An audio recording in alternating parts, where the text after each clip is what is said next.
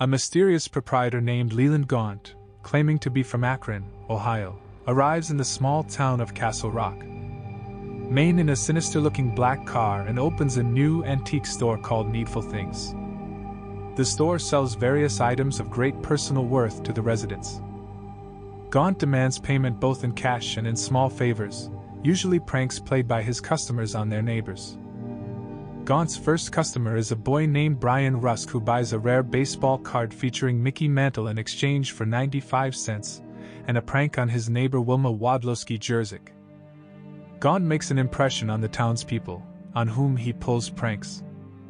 One victim of a prank is a corrupt boat salesman and gambler named Danforth Keaton who embezzled money of the town people's tax money to pay off his gambling debts. Keaton finds out from Sheriff Alan Pangborn that people are onto him, and in turn, he relays his fears to Gaunt and his hatred of those who refer to him as Bus Keaton.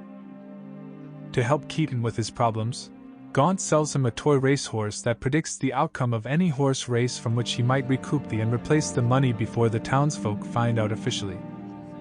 Gaunt sells Frank Jewett a first edition of Treasure Island by Robert Louis Stevenson. He also learns of the rivalry between the Catholic priest, Father Meehan, and Baptist minister, Reverend Willie Rose, when he sells to both of them objects from his shop. The first hint of Gaunt's true nature is when he has Brian throw muck from the turkey farm onto the newly laundered crisp white sheets hanging on the washing lines at the house of Wilma Yorzhik. On returning home, Wilma assumes the devastation was caused by her longtime enemy Nettie Cobb. She goes and loudly accuses her of this at Nettie's workplace, the Castle Rock Diner. Brian Rusk meets Gaunt at the lighthouse where he informs Brian he has not fully repaid his debt and expects payment in full right away. Brian returns to Wilma Yorzhik's house and throws apples at her house to smash all the windows. Nettie Cobb has bought a Hummel figurine from Gaunt that is identical to one her violent ex-husband had smashed in a fit of rage. In return, she goes to Dan Keaton's house and places citation notices, allegedly from Deputy Sheriff Norris Ridgwick, all around the interior, accusing him of all his misdemeanors. In the meantime, Gaunt has Hugh Priest kill Nettie's dog, in return for a 1950s jacket like he wore at college. This sparks a violent fight between Nettie and Wilma, which gets them both killed. Gaunt takes a personal measure towards Alan by giving a necklace to his fiancée Polly Chalmers that cures her crippling arthritis. Gaunt tells Polly for it to work she must never take it off. Keaton is found by Gaunt cowering in his shop with a gun. He tells Gaunt that he is thinking of killing Norris Ridgwick to stop him telling everyone about his misdemeanors. Gaunt talks him out of it and takes the gun from him. Brian witnesses the investigation at Wilma Yorzhik's house and hears the sheriff musing over where all the apples came from.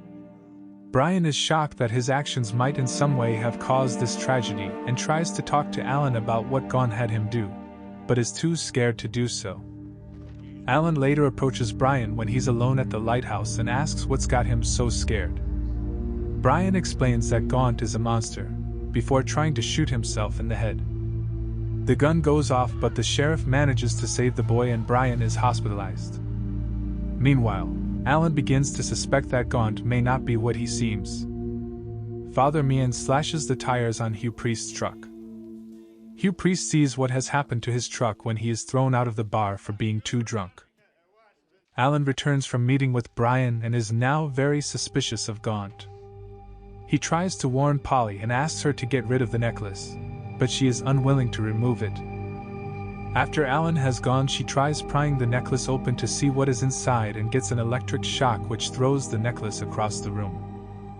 Polly is immediately crippled by her arthritis and cannot reach to pick up the necklace.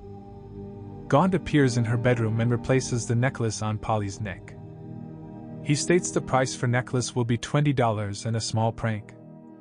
Polly is so grateful, she pays him immediately, and is clearly mesmerized by Gaunt, who then seduces her.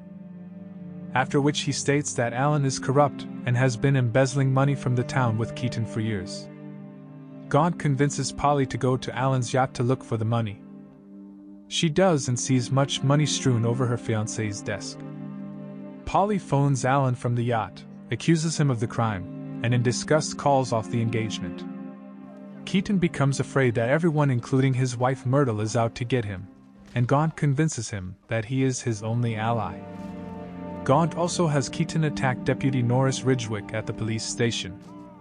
Alan manages to subdue Keaton by handcuffing Keaton to his car. Shortly after this, Keaton manages to escape Ridgwick by kicking him in the groin.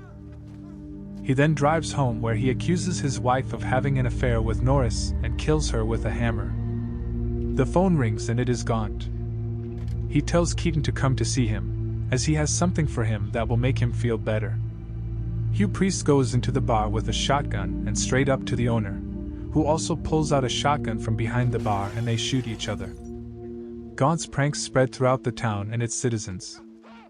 Mistaken suspicion, paranoia and anger spread with it. Gaunt starts selling his customers guns, encouraging them to kill whoever wronged them, playing on their greed and fear. Gaunt has Keaton place explosives in the town's Catholic church, where Alan is inside talking to Father Meehan, relaying his new suspicions that Gaunt is the devil incarnate. But Meehan refuses to believe him. The church explodes, but Alan and Meehan manage to escape with their lives. Father Meehan believes that Reverend Willie Rose is behind the attack on the church and leaves to fight him. A riot sparks throughout the town, with Gaunt watching from the sidelines. Alan tries desperately to restore order. He pulls his gun on Father Meehan, who is trying to behead Reverend Rose, and Gaunt encourages him to shoot them. Alan fires into the air, much to Gaunt's disappointment. Getting everyone's attention, Alan convinces the townsfolk of Castle Rock to come to their senses, exposing Gaunt's true nature and his web of lies and manipulation. Everyone stops fighting and admits their pranks, but Keaton, who is despondent, walks up to Alan and Ridgwick, pointing a gun at them with a bomb strapped to himself, threatening to blow everyone up. He is talked down by Alan and turns him against Gaunt. Keaton walks up to Gaunt, who taunts him about his inadequacies and is heard to repeatedly refer to him as Buster. Infuriated, Keaton tackles Gaunt through the store window, setting off the bomb and destroying Needful Things. Defeated but completely unharmed, Gaunt emerges from the burning wreckage of his store, saying that this wasn't his best work.